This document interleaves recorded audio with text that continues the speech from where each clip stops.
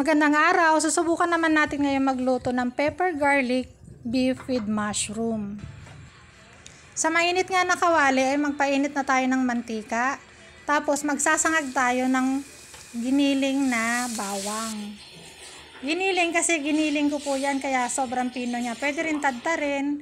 Bahala na po kayo kung gaano kalaki ang gusto ninyong hiwa ng bawang. Pero ako mas gusto ko yung ganyan kasi ibubudbud natin yan sa ibabaw ng ating lulutuin. Ayan, dahil nag golden brown na siya, hanguin na natin at iset aside muna. Huwag na natin ubusin yung bawang kasi susunod na natin yung sibuyas dito. Katulad na nakikita ninyo, ginisa na nga natin yung sibuyas. Yung iba hindi naglalagay ng sibuyas kasi nga garlic pepper beef ang gagawin. Pero ako naglagay ako kasi pandagdag lasa din yan. So isinunod na natin yung ating pinakuluan na hiniwa ng maninipis na beef. Lagyan na natin ng pepper, ground pepper, kalahating kutsarita, kalahati rin ng beef cubes, tapos isang kutsarang oyster sauce. Haluin po natin.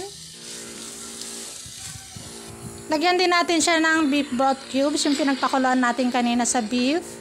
May baby nga pala kaming kakain, kaya pre-pressure cooker ko yung beef para malambot. Ayaw din naman natin kumain ng beef na parang chewing gum. At ito nga po yung kakaibang inilagay ko, gatas na malabnaw or evaporated milk. Kalahating cup yan. Haluin lang at hayaang kumulo. Lagyan ng konting toyo para medyo mag golden brown siya. Ayan, hayaan lang muna natin siyang kumulo para masipsip niya yung lasa. At dahil okay naman na yung lasa niya, nilagyan na rin natin siya ng mushroom. Ilagay na rin natin ang cornstarch slurry, pampalapot. Kung pinapanood mo pa rin nga pala yung aking video hanggang ngayon, ay paki-like, share, and subscribe na din. Maraming salamat. At yan, luto na po ang ating pepper garlic beef with mushroom. Salamat po sa panonood. Bye-bye!